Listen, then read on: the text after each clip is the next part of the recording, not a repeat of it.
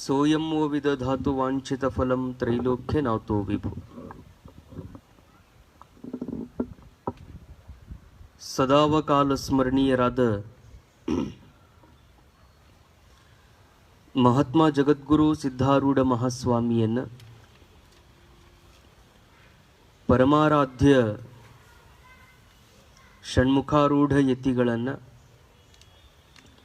ಶ್ರೀಮನ್ ನಿಜಗುಣ ಶಿವಯೋಗಿಗಳ ಷಟ್ಶಾಸ್ತ್ರಗಳಿಗೆ ಟೀಕಾ ತಾತ್ಪರ್ಯವನ್ನು ರಚಿಸಿ ಮುಮುಕ್ಷುಗಳನ್ನು ಉದ್ಧರಿಸಿದಂಥ ಆರೂಢ ಜ್ಯೋತಿ ಪೂಜ್ಯ ಅಜ್ಜನವರನ್ನು ಪ್ರಾರ್ಥನೆ ಮಾಡಿ, ನಮ್ಮ ನಿಮ್ಮೆಲ್ಲರ ಪರಮಾರಾಧ್ಯ ಗುರುಗಳು ನಿರಂತರವಾಗಿ ಶಾಸ್ತ್ರ ಸ್ತೋತ್ರಗಳನ್ನು ಭಕ್ತರಿಗೆ ಎಡೆ ಮಾಡಿದ ಪೂಜ್ಯ ಗುರುಗಳವರ ಪವಿತ್ರ ಚರಣ ಕಮಲಗಳನ್ನು ಪ್ರಾರ್ಥಿಸಿ, ಶ್ರಾವಣ ಮಾಸದ ಪವಿತ್ರ ಸಂದರ್ಭದಲ್ಲಿ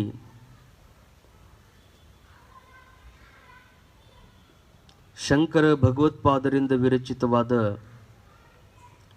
ಮೋಹ ಮುದ್ಗರ ಮಹಾಕಾವ್ಯವನ್ನು ಕುರಿತು ಚಿಂತನೆ ಮಾಡ್ತಾ ಇರುವ ಎಲ್ಲ ಶಿವಸ್ವರೂಪಿಗಳೇ ತಮ್ಮೆಲ್ಲರಿಗೂ ಶರಣು ಶರಣಾರ್ಥಿಗಳು. ಆರಂಭದಲ್ಲಿ ಪ್ರಾರ್ಥನಾ ರೂಪದಲ್ಲಿ ನಾವು ನೀವೆಲ್ಲ 5 ನುಡಿಗಳನ್ನು ಸಾಮೂಹಿಕವಾಗಿ ಪ್ರಾರ್ಥನೆಯನ್ನು ಮಾಡೋಣ.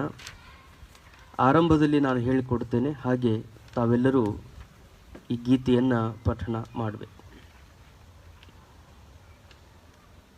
ಭಜ ಗೋವಿಂದಂ ಭಜ ಗೋವಿಂದಂ ಹೇಳ್ರೆಲ್ಲರು.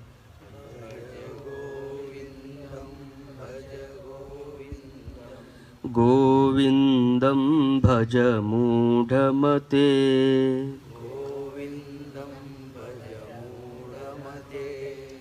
ಸಂಪ್ರಾಪ್ತೆ ಸನ್ನಿಹಿತೆ ಕಾಲೇ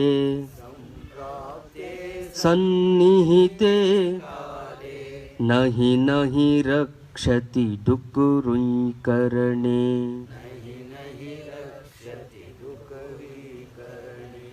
ಮೂಢ ಜಹೀಹಿ ಧನಾಗಮ ತೃಷ್ಣಾಂ ಕುರು ಸದ್ಬುದ್ಧಿಂ ಮನಸಿ ವಿತೃಷ್ಣಾಂ ಮನಸಿ ವಿತೃಷ್ಣಾಂ ಯಲ್ಲಭಸೆ ನಿಜ ಕರ್ಮೋಪಾತ್ತಂ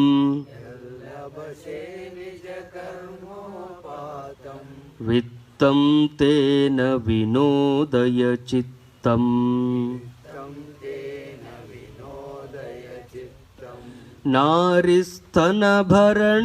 ನಾರಿಸ್ತನಭರಣಾಭಿದೇಶಂ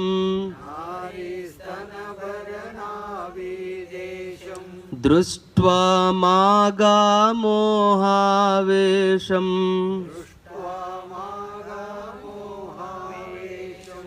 ಏತನ್ಮಾಂ ಸವಸಾದಿ ವಿಕಾರಂ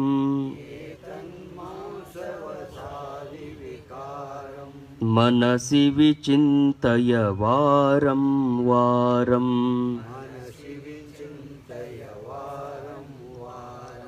ನಲಿನೀದಲಗತ ಜಲಮತಿ ತರಲಂ ತದ್ವಜ್ಜೀವಿತಮತಿಶಯ ಚಪಲಂ ವಿದ್ದಿವ್ಯಾದ್ಯಭಿಮಾನಗ್ರಸ್ತಂ ಲೋಕಂ ಶೋಕಹತಂ ಚ ಸಮಸ್ತಂ ಯಾವದ್ವಿತ್ತೋಪಾರ್ಜನಸಕ್ತಃ ತಾವನ್ನಿಜ ಪರಿವಾರೋ ರಕ್ತಃ ಪಶ್ಚಾಜ್ಜೀವತಿ ಜರ್ಜರ ದೇಹೇ ವಾರ್ತಾಂ ಕೋಪಿ ನ ಪೃಚ್ಛತಿ ಗೇಹೇ ಭಜ ಗೋವಿಂದಂ ಭಜ ಗೋವಿಂದಂ ಗೋವಿಂದಂ ಭಜ ಮೂಢಮತೆ. ಭಜ ಗೋವಿಂದಂ ಭಜ ಗೋವಿಂದಂ ಗೋವಿಂದಂ ಭಜ ಮೂಢಮತೆ. ಗೋವಿಂದಂ ಭಜ ಮೂಢಮತೆ.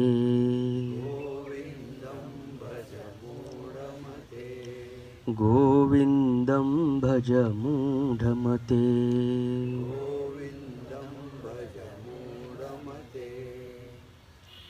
ಗೋವಿಂದಂ ಭಜ ಮೂಢಮತೆ. ಏನೋ ಮೂಢನಾಗಿರುವಂತಹ ಜೀವನೇ, ವಿದ್ಯೆಯ ಅಹಂಕಾರದಿಂದ ತುಂಬಿಕೊಂಡಿರುವಂತಹ ಪಂಡಿತನೇ, ಹಣದ ಅಹಂಕಾರದಿಂದ ತುಂಬಿಕೊಂಡಿರುವಂತಹ ಧನಗರ್ವಿಷ್ಠನೇ, ಎಲ್ಲರನ್ನೂ ಕುರಿತು ಹೇಳ್ತಾರೆ. ಮೂಢ ಅಂದರೆ ಯಾವುದರ ಅಹಂಕಾರವೇ ಆತನಿಗೆ ಬಂದಿರಲಿ ಅಂಥವನನ್ನು ಕುರಿತು ಮೂರ್ಖ ಅಂತಾರೆ. ಅದು ಯಾವುದೂ ನಿನ್ನನ್ನು ಬೆನ್ನು ಹತ್ತಿ ಬರುವಂಥದ್ದಲ್ಲ. ಅದನ್ನು ಕುರಿತು ನೀನು ಚಿಂತನ ಮಾಡಿ ಅದನ್ನು ತ್ಯಾಗ ಮಾಡು. ಮೂರ್ಖನಾಗಿರುವಂಥವನೇ ಅದನ್ನು ಕುರಿತು ನೀನು ಚಿಂತನೆ ಮಾಡು. ಚಿಂತನ ಮಾಡಿದಿ ಅಂದರೆ ನಿನಗೆ ಪಂಡಿತ ಅಂತಾರೆ. ಚಿಂತನ ಮಾಡಿದಿ ಅಂದರೆ ನಿನಗೆ ಶಾಸ್ತ್ರಜ್ಞ ಅಂತಾರೆ. ಚಿಂತನ ಮಾಡಿದಿ ಅಂದರೆ ನಿನಗೆ ಮನುಷ್ಯ ಅಂತ ಕರೀತಾರೆ. ಅದೇನು ಚಿಂತನೆಯನ್ನು ಮಾಡಲಾರ್ದೇ ಕೇವಲ ನೀನು ಚಿಂತೆಯನ್ನು ಮಾಡ್ತಾ ನೀನು ಮಾಡಿದ್ದೇ ಸರಿ ಅನ್ನುವಂಥ ಭಾವದಲ್ಲಿ ಇರಬೇಡ ಅನ್ನುವುದನ್ನು ಈ ಮೂರ್ಖ ಅನ್ನೋ ಶಬ್ದ ಹೇಳುತ್ತದೆ. ಮೂಢ ಮೂಢ, ಚಿಂತನೆ ಮಾಡು. ಒಂದೊಂದೇ ವಿಷಯಗಳನ್ನು ವಿಷದಪಡಿಸ್ತಾ ಸತ್ಯದ ಕಡೆಗೆ ನಮ್ಮನ್ನು ಅವರು ಕರೆದುಕೊಂಡು ಹೋಗ್ತಾರೆ. ದಿನಮಪಿ ರಜನಿ ಸಾಯಂ ಪ್ರಾತಃ ಶಿಶಿರವಸಂತೌ ಪುನರಾಯಾತಃ ಕಾಲ ಕ್ರೀಡತಿ ಗಚ್ಚತ್ಯಾಯು ತದಪಿ ನ ಮುಂಚತಿ ಆಶಾವಾಯು. ಈ ಆಸೆಯ ಗಾಳಿ ಬೀಸೋದಿನ್ನೂ ಬಿಡವಲ್ತು ಅಂತಾರೆ. ಎಷ್ಟು ಹೋಗ್ಯಾವ? ದಿನಂ ಅಪಿ ರಜನಿ ಸಾಯಂ ಪ್ರಾತಃ.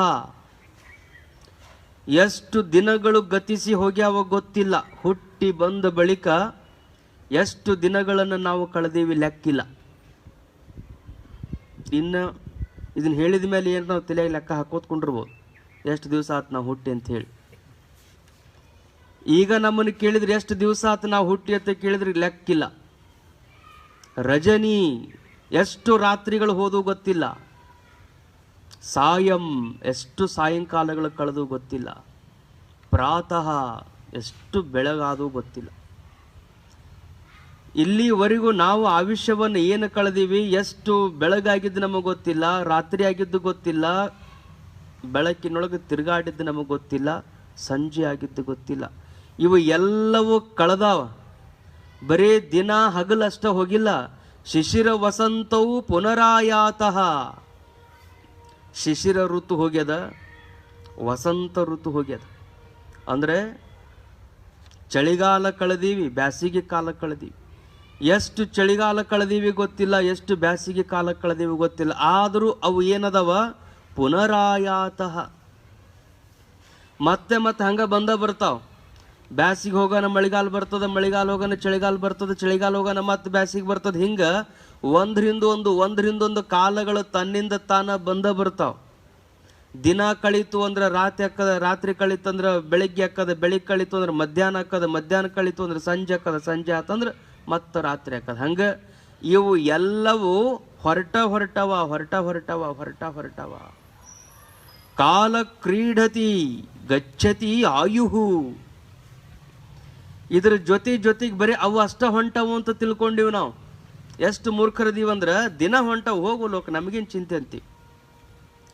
ರಾತ್ರಿ ಆಗ್ಯಾವ ಆಗೋಲ್ವಕ್ ಅದ್ರಾಗೇನು ತಪ್ಪದ. ಹಗಲಾಗ ಹೊಂಟವ ಹೋಗೋಲ್ವಕ್ ಅದ್ರಾಗೇನು ತಪ್ಪದ. ಋತುಗಳು ಹೋಗ್ಲಿ ತಪ್ಪೇನಿಲ್ಲ. ಆದರೆ ಕಾಲಹ ಕ್ರೀಡತಿ, ನಿನ್ನ ಈ ಆಯುಷ್ಯದ ಜೊತೆಗೆ ಆಟ ಆಡಕತ್ತಾನೊಬ್ಬ. ಯಾರು? ಕಾಲ, ಯಮ. ನೀನು ಹೊಂಟಾವು ಅಂತ ನಿಶ್ಚಿಂತಿಂದ ಕೂತ್ಕೊಳ್ಳೋದಲ್ಲ, ಯಾವಾಗ ನಿನ್ನ ಎತ್ಕೊಂಡು ಹೋಗೋನ ಗೊತ್ತಿಲ್ಲ. ಕಾಲ ಅನ್ನುವಂಥ ಪುರುಷ ನಿನ್ನ ಆಯುಷ್ಯದ ಜೊತೆಗೆ ಆಟ ಆಡಕತ್ತಾನ. ಗಚ್ಚತಿ ಆಯುಹು, ಆಯು ನಿನ್ನ ಆಯುಷ್ಯ ಹಿಂಗೆ ಹೊಂಟದಲ್ಲ ನಿನಗೆ ಗೊತ್ತಾಗೋಲ್ತು. ಹೆಂಗೆ ಆಯುಷ್ಯ ಕಳೆದಿವ ಗೊತ್ತಾಗೋಲ್ತು ಅಂತಾರೆ. ಕೆಲವು ಮಂದಿ 60 ವರ್ಷ ಆಗಿರ್ತಾವೆ, ರಿಟೈರ್ಡ್ ಆಗಿರ್ತಾರ. ಹೆಂಗಾದ್ವನ್ರಿ 60 ವರ್ಷ ಅಂತಾರೆ.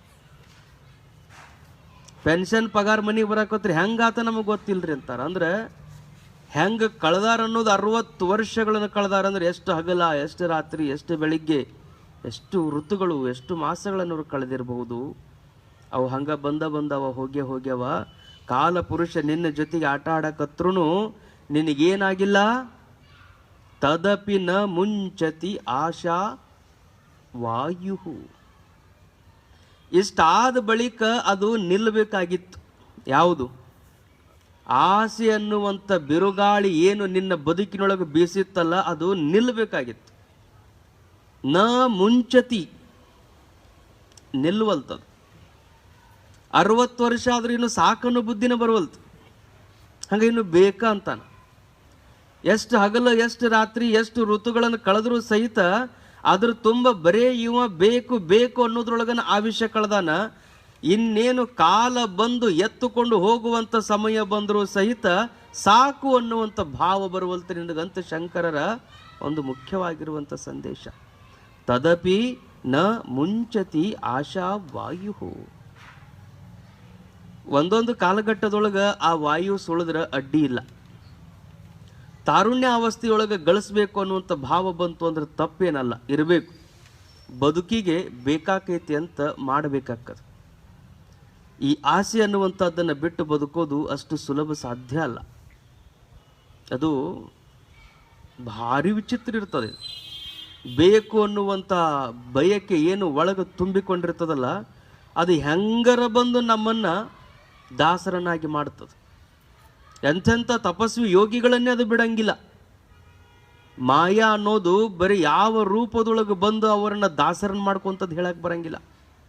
ಕೆಲವು ಮಂದಿಗೆ ಆಶಾ ರೂಪದೊಳಗಿರ್ತದೆ, ಕೆಲವು ಹೊನ್ನಿನ ರೂಪದೊಳಗಿರ್ತದೆ, ಕೆಲವು ಹಣದ ರೂಪದೊಳಗಿರ್ತದೆ, ಕೆಲವು ಕೀರ್ತಿ ರೂಪದೊಳಗಿರ್ತದೆ. ಏನಾದರೂ ಒಂದು ರೂಪದೊಳಗೆ ಬಂದು ಅದು ತನ್ನ ಆಟವನ್ನು ತಾನು ತೋರಿಸೋದನೆ. ಆಸೆಯ ಈ ವಾಯುವಿಗೆ ಸಿಕ್ಕಂಥ ಬುದ್ಧಿ ಹೇಳ್ತಿರ್ತದೆ, ಮನಸ್ಸು ಕೇಳಂಗಿಲ್ಲ. ಬುದ್ಧಿ ಅದು ಒಂದು ನಿರ್ಧಾರ ತೆಗೆದುಕೊಳ್ಳುವಂಥ ಸಾಮರ್ಥ್ಯವನ್ನು ಪಡ್ಕೊಂಡಿರ್ತದೆ, ನಿಶ್ಚಯಾತ್ಮಕವಾಗಿರ್ತದೆ. ಅದು ಅಂಥದ್ದು ಇದು ಬೇಡ ಅಂತ ಹೇಳ್ತಿರ್ತದೆ. ಅದ್ರ ಮನಸ್ಸು ಇಷ್ಟು ಮಜಾ ಇರ್ತದಲ್ಲ ಅದು ಭಾರಿ ಸೋಗ ಹಾಕ್ತದಂತ. ಮನಸ್ಸು ಅದು ಆಡೋ ಆಟ ಹೊರಟಿದ್ದಂತ ಸನ್ಯಾಸಿ ಹಾದಿ ಹಿಡಿದು ಹೋಗುವಾಗ ಸರ್ವಸಂಗ ಪರಿತ್ಯಾಗಿ ಇದ್ದದ್ದು ಎಲ್ಲವನ್ನೂ ಒದ್ದು ಎದ್ದು ಹೊಂಟಂತ ಸನ್ಯಾಸಿ ಹಾದಿಯಾಗ ಬಿದ್ದು ಬಂಗಾರದ ಕಡಗ ನೋಡಿ ಗಪ್ಪನ ನಿಂತುಕೊಂಡಂತ. ನಿಂತ ಒಂದು ಕ್ಷಣ ನಿಂತ. ನಿಲ್ಲುವಂಗ ಮಾಡಿದ್ದು ಯಾವುದು ಅಂದ್ರೆ ಮನಸ್ಸು. ಯಾವುದನ್ನ ಬ್ಯಾಡ ಅಂತ ತ್ಯಾಗ ಮಾಡಿ ಬಂದಿದ್ದು ಅದು ಕಣ್ಣೆದುರಿಗೆ ಮತ್ತೆ ಬಿದ್ದಾಗ ನಿಲ್ಲುವಂಗ ಮಾಡಿದ್ದು ಮನಸ್ಸು. ಮನಸ್ಸು ನಿಲ್ಲುವಂಗ ಮಾಡಿತ್ತು, ಒಳಗಿದ್ದ ಬುದ್ಧಿ ಅಂತೂ ಮೂಢ. ಯಾವುದು ಬೇಡ ಅಂತ ಬಿಟ್ಟು ಬಂದಿದಿ ಅದು ಇಲ್ಲಿ ದಾರಿಯಾಗಿ ಬಿದ್ದಾಗ ಮತ್ತೆ ಯಾಕೆ ಅದ್ರ ಕಡೆಗೆ ನಿನ್ನ ಮನಸ್ಸು ಅಂತ ಒಳಗಿದ್ದ ಬುದ್ಧಿ ಹೇಳಾಕತ್ತಿ. ಅವ ಅಂದ ನೀ ಹೇಳೋದು ಖರೆ ಐತೆ ಅಂದ. ಮನಸ್ಸಂತದ ಅದು ಹಿಂಗೆ ನಾಟಕ ಮಾಡ್ತೈತಲ್ಲ, ಒಮ್ಮೆ ಬುದ್ಧಿ ಹೇಳೋ ಮಾತನ್ನ ಹೌದು ನೀ ಹೇಳೋದು ಖರೆ ಐತೆ ಅಂತ ಹೊಂದಾಣಿಕೆ ಆಗಕ್ಕೆ ಹೋಗ್ತೈತದು. ಬುದ್ಧಿಗೆ ವಿರುದ್ಧವಾಗಿ ಮನಸ್ಸು ಹೋಗಂಗಿಲ್ಲ. ಬುದ್ಧಿ ಏನಾರ ಸ್ವಲ್ಪ ತಿಳುವಳಿಕೆ ಹೇಳಾಕತ್ತೆ ಅಂದ್ರೆ ಹೌದಂತೈತದು. ಪಟ್ನ ಅನ್ನೋ ಶಬ್ದ ಏನಂದ್ರೆ ನೀ ಹೇಳೋದು ಖರೆ ಐತಂತೆ. ನೀ ಹೇಳೋದು ಖರೆ ಐತಿ ಅಂದು ಮತ್ತು ತನಗೆ ಹೆಂಗೆ ಬೇಕು ಹಂಗೆ ತರಾಕ್ ನೋಡ್ತದೆ. ಅದಕ್ಕೆ ಮನಸ್ಸು ಇದಕ್ಕೆ ಸೋಗ ಹಾಕೋದಂತಾರೆ. ಅದಕ್ಕೆ ಅವ್ರು ಹೇಳಿದಂಗೆ ಹ್ಞೂ ಅನ್ನೋದು ಮೊದಲು, ಆಮೇಲೆ ತಮಗೆ ಹೆಂಗೆ ಬೇಕು ಹಂಗೆ ಅದನ್ನು ಹದ ಮಾಡ್ಕೊಳ್ಳೋದಂತಾರಲ್ಲ, ಹಂಗೆ ಮನಸ್ಸು ಬುದ್ಧಿ ನೀ ಹೇಳೋದು ಖರೆ ಐತಿ, ಇದು ಬ್ಯಾಡ ಅಂತ ನೀನು ತ್ಯಾಗ ಮಾಡಿ ಬಂದಿದ್ದಿ, ಬಿಟ್ಟು ಬಂದಿದ್ದಿ, ಅದು ನನ್ನದಲ್ಲ ಅಂತ ಬಿಟ್ಟು ಬಂದಿ ಖರೆ. ಆದ್ರೆ ನೀನು ಏನಾಗಿ ಈಗ ಸನ್ಯಾಸಿ ಆಗಿದೆ. ಸನ್ಯಾಸಿ ಆದಂಥ ನೀನು ಹಾದಿಯೊಳಗೆ ಬಿದ್ದದ್ದು ಇದನ್ನು ತೊಗೊಂಡ್ರೆ ಏನು ತಪ್ಪದು? ನೀ ಏನು ನಿನ್ನ ಸಲುವಾಗಿ ತೊಗೊತೀಯ? ಹೋಗಿ ಮಠದೊಳಗೆ ಅದರಿಂದ ಏನರ ದಾಸೋಹ ಮಾಡಕ್ಕೆ ಬರ್ತದೆ, ತಗೋ ಏನಾಕೈತಿ ಅಂತ. ಮನಸ್ಸು ಏನಂತದ? ಬುದ್ಧಿ ನಿರ್ಧಾರ ಮಾಡಿ ಬ್ಯಾಡ ಅಂತ ಹೇಳ್ತದ, ಮನಸ್ಸಂತದ ಮತ್ತೊಂದು ರೂಪದೊಳಗೆ ಹೆಂಗಾರ ಮಾಡಿ ಇವನ್ನ ಬಲಿಯಾಗಿ ಸಿಗಿಸ್ಬೇಕಂತದ್ದು. ಹೌದು ಅನ್ಕೊಂತನ ಅವನ ಕಡೆಯಿಂದ ಅದನ್ನು ಮುಟ್ಟಿಸ್ಬೇಕಂತದ್ದು. ಅವನಿಗೆ ಅನ್ಸಕತ್ತು ಹೌದು ಮನಸ್ಸು ಹೇಳೋ ಮಾತು ಖರೆ ಅದ, ನಾ ತೊಗೊಂಡು ಹೋಗಿ ನಾನಾರು ಏನು ಮಾಡಾವದೇನು, 4 ಮಂದಿಗೆ ಉಪಕಾರ ಆಕ್ಕದ, 4 ಮಂದಿಗೆ ಒಳ್ಳೆ ಕೆಲಸಕ್ಕೆ ಬರ್ತದಂತ ಹಗೂರ್ಕ ತೊಗೊಳಕತ್ತ ತಕ್ಷಣ ಮತ್ತೆ ಬುದ್ಧಿ ಅಂತದ ಹೌದು ಹಾದ್ಯಾಗ ಅದು ಬಿದ್ದದ್ದು ಯಾರ್ದೈತೋ ಏನೋ ಗೊತ್ತಿಲ್ಲ, ಅವ ಅದನ್ನು ದುಡಿದು ಕಳ್ಕೊಂಡವ ಏನದಾನಲ್ಲ ಅವ ಹೆಂಗೆ ಅದನ್ನು ಸಂಪಾದನೆ ಮಾಡ್ಯಾನ ಗೊತ್ತಿಲ್ಲ. ಅವ ನಿನ್ನಂಗನ ಎಲ್ಲರ ಕಳತನ ಮಾಡಿ ತಂದಿದ್ದು ದಾರಿಯಾಗ ಬಿದ್ದಿತ್ತು ಅಂದ್ರೆ ಇದನ್ನು ತಗೊಂಡು ಹೋಗಿ ನೀನು ದಾಸೋಹ ಮಾಡಿದಂದ್ರೆ ಉಂಡವ್ರೆಲ್ಲರ ಕಳ್ರಕ್ಕಾರ ಮುಟ್ಟಬಾರ್ದಂತ ಬುದ್ಧಿ ಅಂತದ. ಮತ್ತೆ ಮುಟ್ಟಬೇಡ ಅಂದ ತಕ್ಷಣ ಮನಸ್ಸಂತದ ಅದು ತಗೋಬೇಕು ಅಂತ, ಬುದ್ಧಿ ಅಂತದ ಬ್ಯಾಡ ಅಂತ. ತಗೋಬೇಕು ಬೇಡ ಅನ್ನುವಂಥ ಈ ವಿಚಾರಗಳಲ್ಲಿ ನಾನು ನಿರ್ಧರಿಸಬೇಕು. ಮೂಢನಾಗಿರುವಂಥ ಮನುಷ್ಯ ಮುಟ್ತಾನ, ಅವ ಪ್ರಬುದ್ಧನಾಗಿರುವಂಥ ಪಂಡಿತನಾಗಿರುವಂಥ ಪುರುಷ ಅದನ್ನು ಧಿಕ್ಕರಿಸಿ ಹೋಗ್ತಾನೆ. ಅದನ್ನು ಅವರು ಮುಟ್ತಾರ ಇವರು ಮುಟ್ತಾರ ಹಾಗೇನಿಲ್ಲ, ಯಾರಿದ್ರೂ ಅದು ತನ್ನ ಮನಸ್ಸನ್ನಷ್ಟು ಚಂಚಲ ಮಾಡೋದನೇ.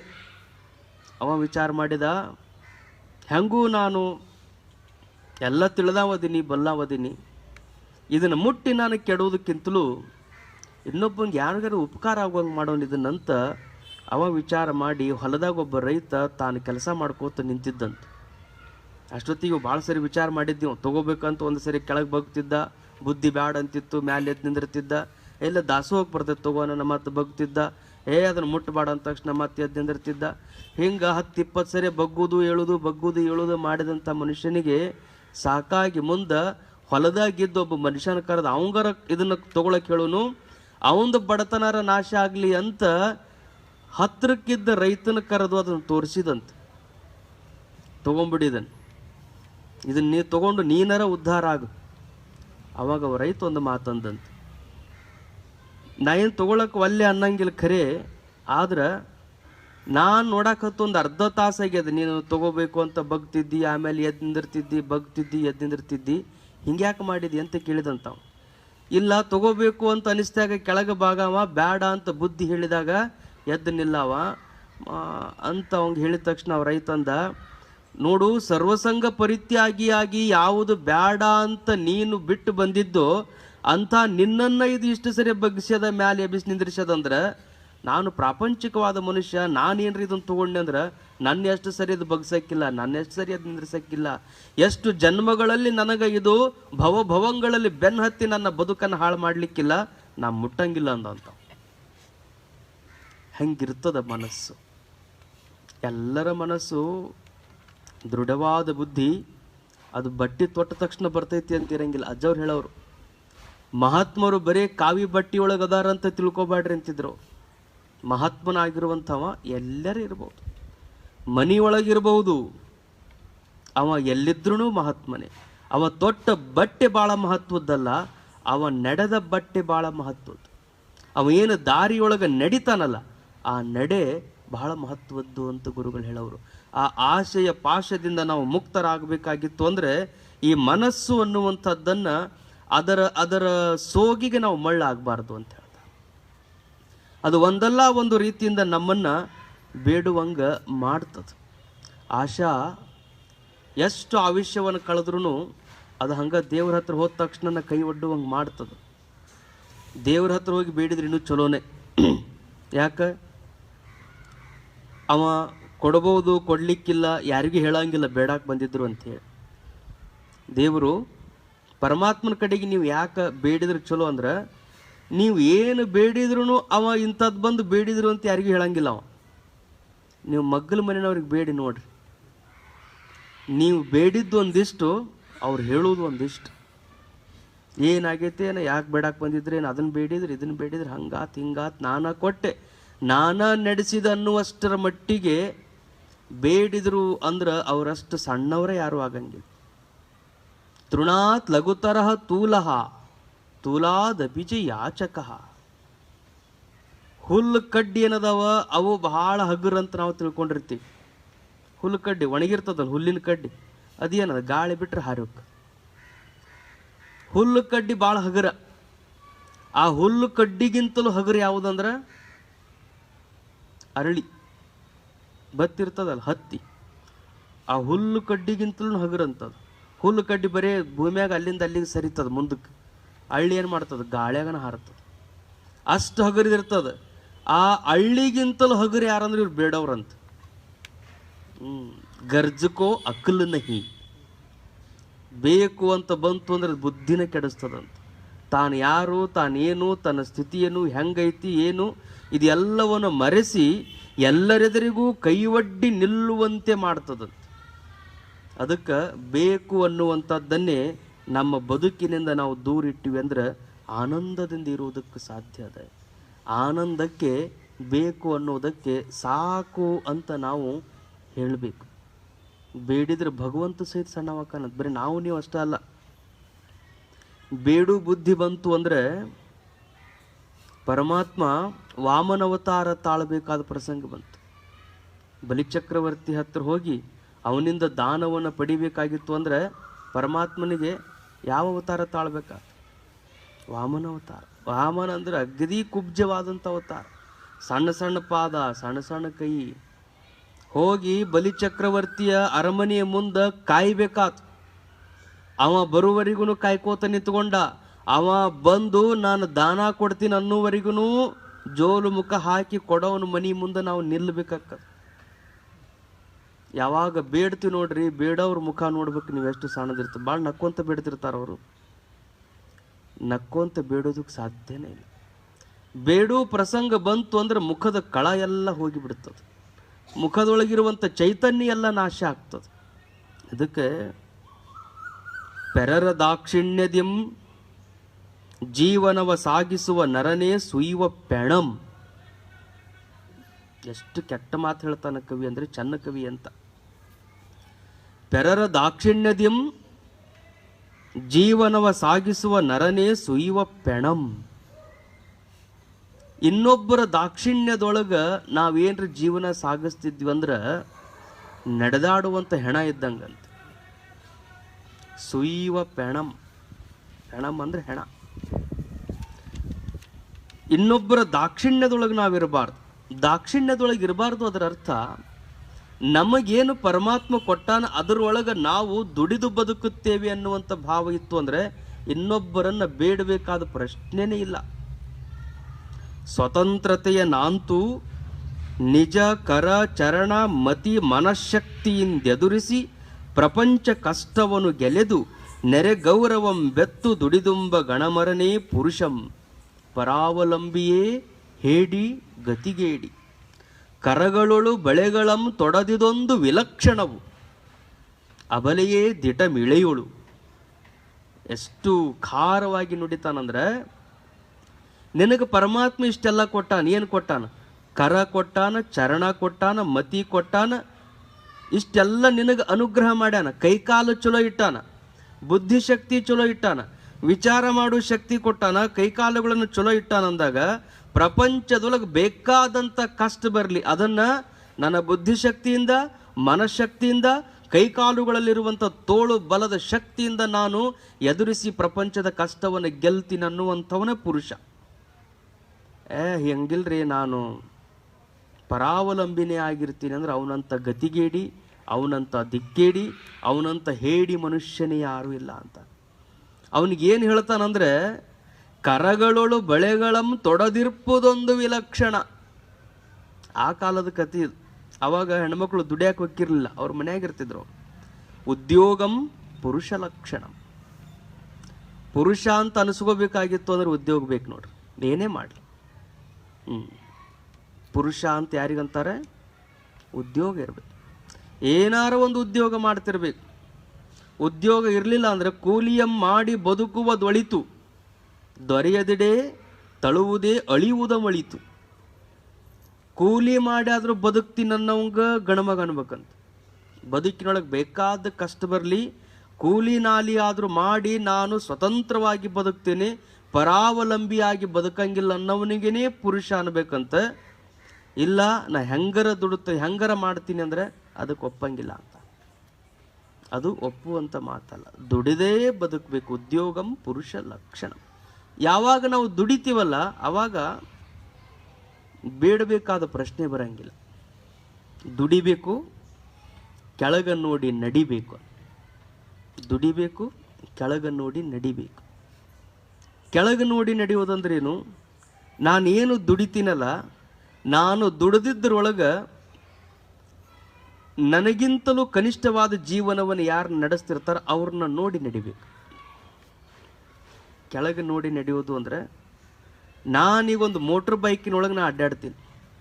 ಮೋಟ್ರ್ ಬೈಕಿನೊಳಗೆ ನಾ ಅಡ್ಡಾಡ್ತೀನಿ ಅಂದ್ರೆ ಸೈಕಲ್ ಹೊಡೆಯೋರ ಕಡೆ ನಮ್ಮ ಲಕ್ಷ್ಯ ಇರಬೇಕು, ಅಂದ್ರೆ ನಾವು ಆನಂದ ಇರ್ತೀವಿ. ನಡ್ಕೊಂತ ಅಡ್ಡಾಡೋರ ಕಡೆಗೆ ನಮ್ಮ ಲಕ್ಷ್ಯ ಇರಬೇಕು, ಆನಂದ ಇರ್ತೀವಿ.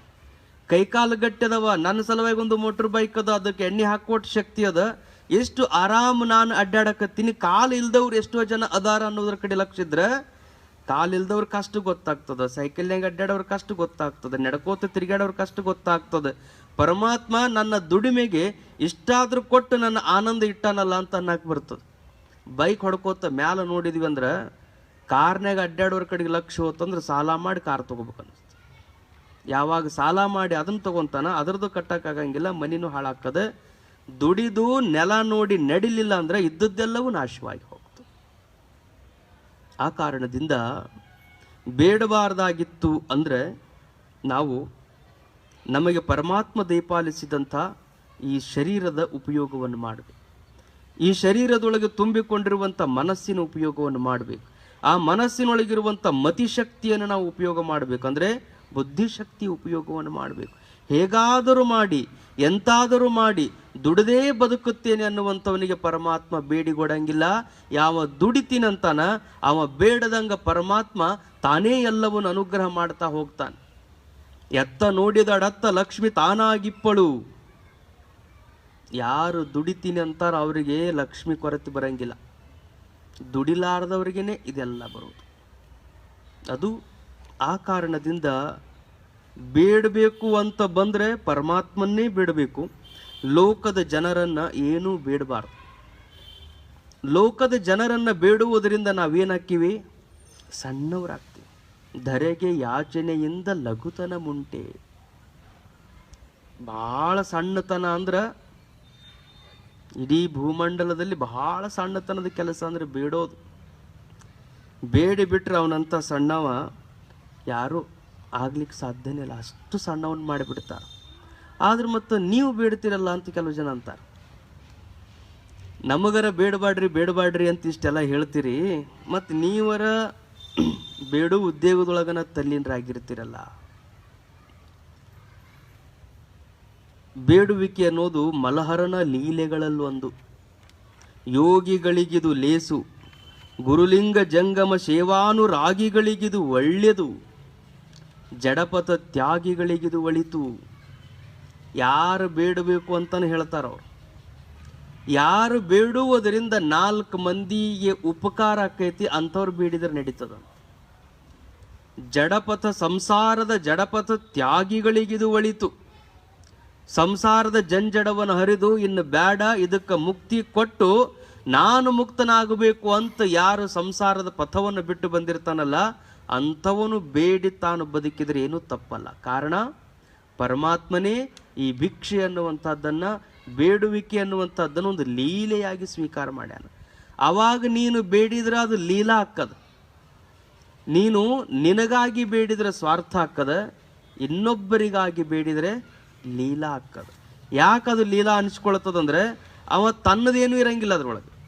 ತಾನು ಎಲ್ಲವನ್ನು ತ್ಯಾಗ ಮಾಡಿ ಬಂದಾಗ ಏನು ನಡೆಸಬೇಕು, ಒಳ್ಳಿತಾಗಬೇಕು ಅಂತ ಬೇಡುವ ಭಾವ ಏನಿರ್ತದಲ್ಲ ಅದು ಲೀಲೆಯೊಳಗೆ ಪರಿಗಣನೆ ಆಗ್ತದೆ. ಆ ಕಾರಣದಿಂದ ಯೋಗಿಗಳು ಬೇಡಿದರೆ, ಅಂಧರು ಬೇಡಿದರೆ, ಕುರುಡರು ಬೇಡಿದರೆ, ಯಾರಿಗೆ ಬೇಡುವಿಕೆಯೊಳಗೆ ಅರ್ಹತೆ ಅಧಿಕಾರ ಇರಬೇಕು, ಅದರಿಂದ ನಮ್ಮ ಬದುಕು ನಡೆಯೋದಿಲ್ಲ ಈ ಲೋಕದಲ್ಲಿ ಅಂತ ಗೊತ್ತಾಗ್ತದಲ್ಲ, ಅಂಥವ್ರು ಬೇಡಿದರೆ ಚೆನ್ನಾಗಿರ್ತದೆ, ಅಂಥವ್ರು ಬೇಡಿದರೆ ಸರಿಯಾಗಿರ್ತದೆ. ಯೋಗಿಗಳು, ತ್ಯಾಗಿಗಳು, ಸತ್ಕಾರ ಸೇವಿತರುಗಳು, ರಾಷ್ಟ್ರ ಧರ್ಮದ ಪ್ರವರ್ತಕರು, ದೇಶೋದ್ಧಾರ ಮಾಡಬೇಕು ಅನ್ನುವಂಥ ಧೀರ ಸನ್ಯಾಸಿಗಳು, ಸ್ವಾಮಿ ವಿವೇಕಾನಂದರಂಥವರು ಅವರು ಇನ್ನೊಬ್ಬರು ನೀಡಿದಂಥ ದಾನದಿಂದಲೇ ಇಡೀ ಪ್ರಪಂಚವನ್ನು ಸುತ್ತಿ ಧರ್ಮ ಪ್ರಸಾರವನ್ನು ಮಾಡಿ ಬಂದಿರುವಂಥವ್ರು. ಹಾಗೆ ಅದು ಯೋಗಿಗಳಿಗೆ ಬೇಡುವುದಕ್ಕೆ ಪರಮಾತ್ಮನ ಅಪ್ಪಣೆ ಅದ. ಆ ಕಾರಣದಿಂದ ಬೇಡುವುದು ಯಾಕೆ ಅವ್ರು ಮಾಡ್ತಾರಂದ್ರೆ, ರಾಮದಾಸರಂಥವರು ಭಿಕ್ಷೆಗೆ ಹೋದಾಗ ಅವರು ತಮ್ಮ ಅನುಭವ ಏನು ಹೇಳ್ತಾರಂದ್ರೆ, ಅಹಂಕಾರ ನಾಶ ಆಗಬೇಕಾಗಿತ್ತು ಅಂದ್ರೆ ಬೇಡಬೇಕು ಅಂತ ಹೇಳ್ತಾರೆ. ಎಲ್ಲ ಬಿಟ್ಟು ಬಂದೀನಿ ಅನ್ನೋದು ನಮಗೆ ಗೊತ್ತಾಗಬೇಕಾಗಿತ್ತು ಅಂದ್ರೆ ಬೇಡಬೇಕು. ಬೇಡಿದಾಗ ಎಲ್ಲರೂ ಸುಮ್ಮನೆ ನೀಡಂಗಿಲ್ಲ, ಬೇಡಿದ ತಕ್ಷಣ ಯಾರೂ ನೀಡಂಗಿಲ್ಲ. ಬೇಡಿದ ತಕ್ಷಣ ನೀಡಿದ್ರು ಅಂದ್ರೆ ಅವರು ಬಹಳ ಜನ್ಮಗಳಲ್ಲಿ ಮಾಡಿದ ಪುಣ್ಯ ಅವ್ರ ಹತ್ರಕ್ಕೆ ಐತೆ ಅಂತ ಸುಮ್ಮನೆ ಕೊಡಂಗೆ ಮಾಡ್ತದೆ. ಬೇಡಿದ ಮ್ಯಾಲ ಸ್ವಲ್ಪ ಭಾವದೊಳಗೆ ವ್ಯತ್ಯಾಸ ಬಂದು ನೀಡಿದ್ರು ಅಂದ್ರೆ ಇನ್ನೂ ಸುಕೃತ ಅಷ್ಟು ಗಟ್ಟಿಯಾಗಿಲ್ಲ ಅಂತ ಅರ್ಥ.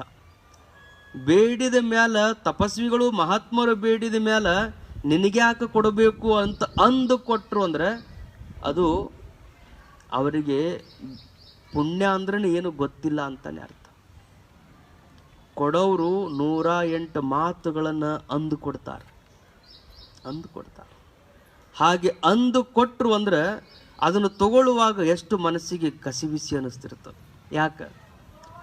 ಎಲ್ಲ ದುಡಿಯುವಂಥ ಶಕ್ತಿ ಸಾಮರ್ಥ್ಯ ನನಗಿದ್ದು ಅದನ್ನೆಲ್ಲವನ್ನು ಬಿಟ್ಟು ಇವ್ರ ಹತ್ರ ಬಯಸ್ಕೊಂಡು ತಗೋಬೇಕಲ್ಲ ಅಂತ ಭಾವ ಏನೊಳಗೆ ಮೂಡ್ತದಲ್ಲ, ಆ ಭಾವ ಮೂಡಿ ಮೂಡಿ ಮೂಡಿ ಮೂಡಿ ನನ್ನೊಳಗೆ ನಾನು ದೊಡ್ಡವನು ಅನ್ನುವಂಥ ಅಹಂಕಾರ ಏನು ತಲೆ ಉಡಿತಲ್ಲ, ಅದೆಲ್ಲವೂ ನಾಶವಾಗಿ ಭಗವತ್ ಪ್ರೇಮಕ್ಕೆ ಅವನು ಪಾತ್ರನಾಗುವುದರಿಂದ ಯೋಗಿಯಾಗಿರುವವನು ಬೇಡಿ ಅವನು ಪರಮಾತ್ಮನ ಕೃಪೆಯನ್ನು ಪಡಿತಾನೆ. ಅವ ಬೇಡುವುದರಲ್ಲಿ ಯಾವ ತಪ್ಪುಗಳು ಇಲ್ಲ ಅನ್ನುವಂಥ ಮಾತುಗಳನ್ನು ಅವ್ರು ಹೇಳ್ತಾರೆ. ಆದರೆ ಪ್ರಾಪಂಚಿಕರು ಮಾತ್ರ ಅದೆಂದಿಗೂ ಬೇಡದೆ ಬದುಕುವ ವಿದ್ಯೆಯನ್ನು ಅವರು ಕರಗತ ಮಾಡಿಕೊಳ್ಳಬೇಕು. ಆನಂದದಿಂದ ಇರಬೇಕು ಅಂದರೆ ಇದ್ದದ್ರಲ್ಲಿನೇ ಆನಂದದಿಂದ ಇರಬೇಕು. ಆಸೆ ಅನ್ನುವಂಥದ್ದಕ್ಕೆ ಒಂದು ಮಿತಿಯನ್ನು ಇಟ್ಟಿರಬೇಕು, ಅದಕ್ಕೊಂದು ಪೂರ್ಣ ವಿರಾಮ ಇರಬೇಕು. ಇಷ್ಟಿದ್ರೆ ಸಾಕು ಅನ್ನುವಂಥದ್ರ ಮಟ್ಟಿಗೆ ಬಂದರೆ ಗುರುಗಳು ಯಾವಾಗಲೂ ಹೇಳೋರು, ನಿನ್ನ ಮನೆಯೊಳಗೆ ಬಂಗಾರದ ತಾಟು, ಬಂಗಾರದ ಚಮಚೆ, ಬಂಗಾರದ ಲೋಟ ಐತಿ ಅಂತ ತಿಳ್ಕೊ. ಇನ್ನೊಬ್ಬರ ಮನೆಯೊಳಗೆ ಇದೆಲ್ಲ ಐತಿ, ನಿನ್ನ ಮನೆಯೊಳಗೆ ಬರೀ ಒಂದು ಸ್ಟೀಲಿನ ತಾಟು, ಸ್ಟೀಲಿನ ಲೋಟ, ಸ್ಟೀಲಿನ ಚರಿಗದ. ಅಲ್ಲಿ ಅವರು ಟೇಬಲ್ ಮೇಲೆ ಕೂತಿದ್ದನ್ನು ನೋಡ್ತಿದ್ದಿ, ನೀನು ನೆಲದ ಮೇಲೆ ಕುಂತಿದ್ದನ್ನು ಕಾಣ್ತಿದ್ದಿ. ಎರಡನ್ನ ನೀನು ನೋಡಿ ಮನಸ್ಸಿಗೆ ಘಾಸಿ ಮಾಡ್ಕೊಳಕತ್ತಿದಿ. ಆದ್ರೆ ಬಂಗಾರ ತಾಟಿನ ಕಡೆಗೆ ಲಕ್ಷ್ಯ ಕೊಡಬೇಡ, ಅಲ್ಲಿರೋ ಲೋಟದ ಕಡೆಗೆ ಲಕ್ಷ್ಯ ಕೊಡಬೇಡ, ಉಣ್ಣುವಂಥ ಚಮಚದ ಕಡೆಗೆ ಲಕ್ಷ್ಯ ಕೊಡಬೇಡ. ಅದು ಬಂಗಾರದದ, ನಿಂದು ಸ್ಟೀಲಿಂದ ಇರಲಿ ಮಣ್ಣಿಂದ ಇರಲಿ, ಅವನ ತಾಟಿನೊಳಗನ ಅನ್ನನ ಐತಿ, ನಿನ್ನ ತಾಟಿನೊಳಗನು ಅನ್ನನ ಐತಿ. ಒಂದೈತಲ್ಲ, ಅದಕ್ಕೆ ನೀ ಚಿಂತೆ ಮಾಡಬೇಡಪ್ಪ. ಒಳಗೆ ಹೋಗ ಆಹಾರ ಮಾತ್ರ ಪರಮಾತ್ಮನಿಂದ ನಿರ್ಮಿತ. ಎಳ್ಳಿ ತಿಂದು ವಜ್ರ ತಿಂದು ಯಾರು ಬದುಕಕ್ಕಾಗಲ್ಲ. ತಿನ್ನೋದು ಅನ್ನವೇ, ಕುಡಿಯೋದು ನೀರೇ, ಬದುಕೋದು ಭೂಮಿನೇ. ಅವ ಗಾದಿ ಬೇರೆ ಬೇರೆ ಇರ್ಬೋದು, ಆದ್ರೆ ಇಬ್ರು ಮಕ್ಕೊಳಬೇಕಲ್ಲ. ಗಾದಿ ಬಹಳ ರೊಕ್ಕದ ತಂದು ಕೊಟ್ಟು ತಂದಿದ್ರು ಸಹಿತ ಅದ್ರಾಗ ಅವನು ಮಲಗಬೇಕು. ನೀನು ಭೂಮಿ ಮೇಲೆ ಚಾಪಿ ಹಾಸ್ಕೊಂಡಿದ್ರು ನೀನು ಮಕ್ಕೊಳಬೇಕು. ಇಬ್ರು ಮಾಡು ನಿದ್ದೆ ಒಂದ, ಉಣ್ಣುವ ಊಟ ಒಂದ, ಕುಡಿಯುವ ನೀರು ಒಂದ, ಉಸಿರಾಡುವ ಗಾಳಿ ಒಂದ. ಇದೆಲ್ಲವೂ ಒಂದೇ ಇರುವಾಗ ಅವ ಶ್ರೀಮಂತ ಬಡವ ಅಂತ ಯಾಕೆ ನೀನು ಅದ್ರ ಬಗ್ಗೆ ವಿಚಾರ ಮಾಡ್ತಿದ್ದಿ?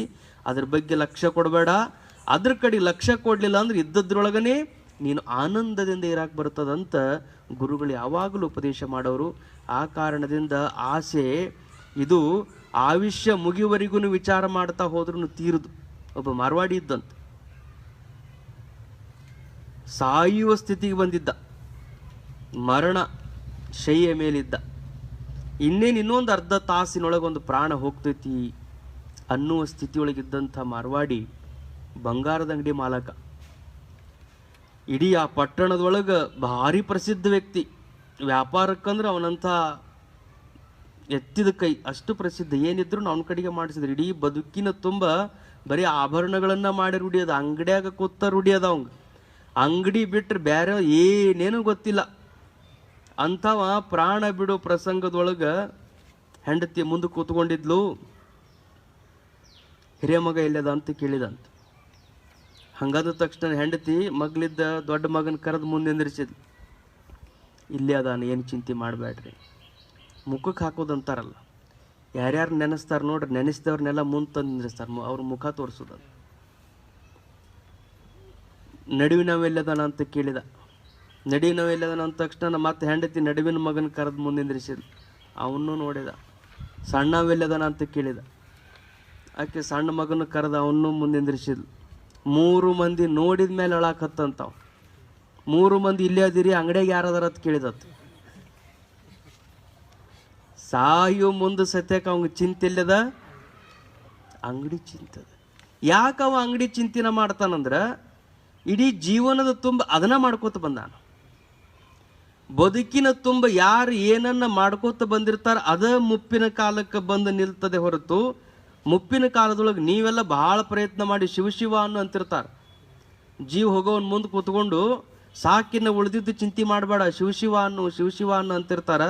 ಅವಂಗೇನು ಶಿವ ಅನ್ನಂತಂದ್ರೂ ಕೇಳುವುದಿಲ್ಲ, ಅನ್ನೋದಿಲ್ಲ. ಅವ ಯಾಕೆ ಅನ್ನೋದಿಲ್ಲ, ಯಾಕೆ ಕೇಳೋದಿಲ್ಲ ಅಂದ್ರೆ ಅವನಿಗೆ ಅದು ಕೈಕಾಲುಗಳು ಸದೃಢ ಇದ್ದಾಗ ಅಂದು ರೂಢಿನೇ ಇಲ್ಲ.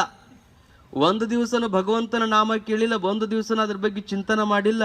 ಹಂಗಂದ್ರೆ ಏನು ಅನ್ನೋದು ಗೊತ್ತಿಲ್ಲದ ಮನುಷ್ಯ ಪ್ರಾಣ ಬಿಡುವಾಗ ಶಿವ ಅನ್ನೋಂದ್ರೆ ಅವಂಗ ಅದ್ರ ಬಗ್ಗೆ ವಿಶ್ವಾಸ ಇರಂಗಿಲ್ಲ. ಅವಂತನ ಈ ಜನ್ಮದೊಳಗೆ ಏನಿಷ್ಟು ಮಾಡಿಟ್ಟೆ, ಇವು ಉಳಿಸ್ತಾವೋ ಇಲ್ಲೋ ಗೊತ್ತಿಲ್ಲ, ಮುಂದಿನ ಜನ್ಮದೊಳಗೆ ಬಂದು ಮತ್ತೆ ನಾ ಇದನ್ನ ಕಾಯ್ಕೊಂತ ಇರಬೇಕು ಅಂತ ಅದ ಓಣ್ಯಾಗ ನಾಯಿ ಆಗ್ಬಿಟ್ಟು ಅಂಗಡಿ ಮುಂದೆ ಮಕ್ಕೊಂಡಿರ್ತಾನ. ಯಾಕಂದ್ರೆ ಮಕ್ಕಳ ಬಗ್ಗೆ ಅವ್ನಿಗೆ ವಿಶ್ವಾಸನೇ ಇಲ್ಲ. ಇಷ್ಟೆಲ್ಲ ಚಲೋ ಮಾಡಿದೆ, ಅವ ಕಾಪಾಡ್ತಾನೋ ಇಲ್ಲೋ, ಚಲೋ ಇಡ್ತಾನೋ ಇಲ್ಲೋ, ನಾ ಗಳಿಸಿದ್ದನ್ನು ಉಳಿಸ್ಕೊಂಡು ಹೊಕ್ಕಾನೋ ಇಲ್ಲೋ ಅಂತ ಇದ್ರ ಮೇಲೆ ಸಂಶಯದಾಗ ಏನು ಜೀವ ಹೋಗಿರ್ತದೆ. ಅದನ್ನು ಕಾಯ್ಕೊಂತ ಇರ್ಬೇಕಂದ್ರೆ ಹಾವಾಗಬೇಕು ಒಂದು, ಇಲ್ಲ ನಾಯಿ ಆಗ್ಬೇಕು ಅಂತ. ಹೀಗಾಗಿ ದೊಡ್ಡ ದೊಡ್ಡ ನಿಧಿಗಳಿದ್ದಲ್ಲಿ ಹಾವಿರ್ತಾವಂತ ಯಾಕಂತಾರಂದ್ರೆ ಅವರೆಲ್ಲ ಧನ ಪಿಶಾಚಿಗಳೆಲ್ಲ ಅಲ್ಲಿ ಹೋಗಿ ಎತ್ಕೊಂಡ್ಬಿಟ್ಟಿರ್ತಾವ. ಅದೇನೇ ಇದ್ರೂ ಸಹಿತ ಅದಕ್ಕೆ ಶಂಕರ ಭಗವತ್ಪಾದರೇನಂತಾರ, ತದಪಿ ನ ಮುಂಚತಿ ಆಶಾವಾಯು. ಕಾಲ ನಿನ್ನ ಜೊತೆಗೆ ಇಷ್ಟು ಆಟ ಆಡಕತ್ತಿದ್ರು ಸಹಿತ ನೀನು ಎಚ್ಚರ ಆಗ್ಲಾರ್ದಂಗ ಎಂತೆಂಥ ಗಳಿಸಿದವರನ್ನ ಹೆಂಗೆ ಒಯ್ತೈತಿ ಗೊತ್ತಿಲ್ಲ. ಯಮ ಅನ್ನುವಂಥದ್ದು ಸುಮ್ಮನೆ ಹಂಗ ಅವ ಒಂಥರ ಬೆಕ್ಕಿದ್ದಂಗೆ ಇರ್ತಾನಂತ. ಇಲಿ ಹಿಡ್ಕೊಂಡು ಬರ್ತಾನ, ಹಿಡ್ಕೊಂಡು ಬಂದು ಮುಂದೆ ಬಿಡ್ತೈತದ, ಹಂಗೆ ಮುಂದೆ ಬಿಡ್ತೈತಿ. ಇಲಿ ಅದು ವಿಚಾರ ಮಾಡ್ತದೆ, ಹೆಂಗಾರ ಮಾಡಿದ್ರೆ ಕೈಗಿಂದ ತಪ್ಪಿಸ್ಕೊಂಡು ಹೋಗ್ಬೇಕಂತೇಳಿ. ಹಿಡ್ಕೊಂಡು ಬಂದು ಬೆಕ್ಕಿಗೆ ಗೊತ್ತದ ಎಲ್ಲಿ ಹೊಕ್ಕಿ ಹೋಗಿ ನೀನು ನೋಡ್ತೀನಿ ಅಂತ ಬೆಕ್ಕಂತದ, ಅದ್ರ ಕಡೆಯಿಂದ ತಪ್ಪಿಸ್ಕೋಬೇಕಂತ ಇಲಿ ಅಂತದ. ಹಾಗೆ ಕಾಲ ಅನ್ನುವಂಥ ಬೆಕ್ಕು ಜೀವ ಅನ್ನುವಂಥ ಇಲಿಯನ್ನ ಇಲ್ಲಿ ಬಿಟ್ಟು ಆಟ ಆಡಕತ್ತಾನ. ಏನು ಮಾಡ್ತಿ ಮಾಡು, ಹೆಂಗೆ ತಪ್ಪಿಸ್ಕೊ ಅಂತ ಇಲಿಗೆ ಅವ ಅಂದ ಅಂತಾನ. ಅದು ಅಂತದ ನಿನ್ನ ಕೈಯಾಗಿಂದ ಹೆಂಗಾರ ತಪ್ಪಿಸ್ಕೊಂತೀನಿ ಅಂತ ಅದು ಅಂತದ. ಸಾಧ್ಯನೇ ಇಲ್ಲ. ಕಾಲ ಕ್ರೀಡತಿ, ಅದು ನಿನ್ನ ಜೊತೆಗೆ ಆಟ ಆಡಕತ್ತದ, ನಿನ್ನ ಸುಮ್ಮನೆ ಬಿಟ್ಟಂಗೆ ಮಾಡ್ತದ. ಹೆಂಗ ಒಂದೇನೋ ತಂದಿತ್ತು ಒಯ್ಯಬೇಕು ಅಂತ ಅಂದು ಕೈ ಬಿಡ್ತದ. ಇರ್ಲಿ ಇನ್ನೊಂದು ಸ್ವಲ್ಪ ನೋಡೋಣಂತ. ಹೆಂಗೆ ಬೇಕು ಒಮ್ಮೆ ಹಿಡಿದು ಕೈ ಬಿಡ್ತದ ನೋಡ್ರಿ, ಒಮ್ಮಗ್ಲೇನೆ ತಿನ್ನಂಗಿಲ್ಲ. ಒಮ್ಮೆ ಹಿಡಿದು ಕೈ ಬಿಡ್ತದ ಅಂದ್ರೆ ಒಂದು ಗಾಯ ಮಾಡಿ ಬಿಡ್ತದ. ಈಗಾರ ಎಚ್ಚರ ಆಕೈತಿ ಏನಿದು ಅಂತ ನೋಡ್ತೈತಿ, ಆದರೂ ಅದು ಬಿಡಂಗಿಲ್ಲ. ಹೆಂಗಾರ ಮಾಡಿ ಬದುಕಬೇಕು ಅಂತ ಅದು ಓಡಿ ಹೋಗುವಾಗ ಗಪ್ಪನ ಹಿಡಿದು ಹೆಂಗೆ ನುಂಗಿ ಆಗ್ತದಲ್ಲ, ಹಾಗೆ ಕಾಲ ಅನ್ನುವಂಥವ ಆಗೊಮ್ಮೆ ಈಗೊಮ್ಮೆ ಎಚ್ಚರಿಕೆಯನ್ನು ಕೊಡ್ತಾನಂತ. ಎಚ್ಚರಿಕೆಯನ್ನು ಕೊಟ್ಟು ನೀನು ಬಂದ ಕರ್ತವ್ಯದ ಕಡೆಗೆ ನೀನು ಲಕ್ಷ್ಯ ಕೊಟ್ಟು ಮಾಡಬೇಕಾದ ಶಿವಧ್ಯಾನ, ಮಾಡಬೇಕಾದ ಗೋವಿಂದನ ಭಜನ, ನೀನು ಅದ್ರ ಕಡೆಗೆ ಲಕ್ಷ್ಯ ಕೊಟ್ಟಿ ಅಂದ್ರೆ ಬದುಕ್ತಿದಿ, ಇಲ್ಲಾಂದ್ರೆ ಯಾವಾಗ ನಿನ್ನ ಎತ್ಕೊಂಡು ಹೋಗ್ತೀನಿ ಗೊತ್ತಿಲ್ಲ ಅಂತ ಕಾಲ ಅನ್ನುವಂಥದ್ದು ನಮ್ಮ ಜೊತೆಗೆ ಆಟ ಆಡಕತ್ತದೆ. ಅದಕ್ಕೆ ಯಾವಾಗಲೂ ಎಚ್ಚರ ನಾವೇನಿರಬೇಕು ಅಂದ್ರೆ, ಒಂದಲ್ಲ ಒಂದು ದಿವಸ ಈ ಶರೀರ ಹೋಗೋದೈತಿ ಅನ್ನೋದು ನಮ್ಮ ಲಕ್ಷ್ಯದೊಳಗಿತ್ತು ಅಂದ್ರೆ ಪರಮಾತ್ಮನ ಕಡೆಗೆ ನಮ್ಮ ಲಕ್ಷ್ಯ ಬರಲಿಕ್ಕೆ ಸಾಧ್ಯ ಅದ. ಇದನ್ನು ಬಿಟ್ಟು ಹೋಗೋದು ಐತಿ ಅನ್ನೋದು ನಮಗೆ ಗೊತ್ತಿರಬೇಕು. ನಾವು ಏನು ಮಾಡಿದ್ರು ಇದನ್ನು ಬಿಟ್ಟು ಹೋಗೋದದ. ಇದು ಯಾವುದು ಬರುವಂಥದ್ದಲ್ಲ. ಬರುವಂಥದ್ದು ಭಜ ಗೋವಿಂದಂ ಭಜ ಗೋವಿಂದಂ ಗೋವಿಂದಂ ಭಜ ಮೂಢಮತೆ. ಪರಮಾತ್ಮನ ಪ್ರಾರ್ಥನಾ, ಆತನ ಧ್ಯಾನ, ಆತನ ಚಿಂತನ ಮಾತ್ರ ನಮ್ಮ ಜೊತೆಗೆ ಬರುವಂಥದ್ದು. ಆ ಕಾರಣದಿಂದ ಆ ದೇವ ಧ್ಯಾನದಲ್ಲಿ ನಾವೆಲ್ಲರೂ ತಲ್ಲೀನರಾಗೋಣ ಅಂಥೇಳಿ ಇಂದಿನ ಚಿಂತನಕ್ಕೆ ವಿರಮಿಸ್ತೇವೆ.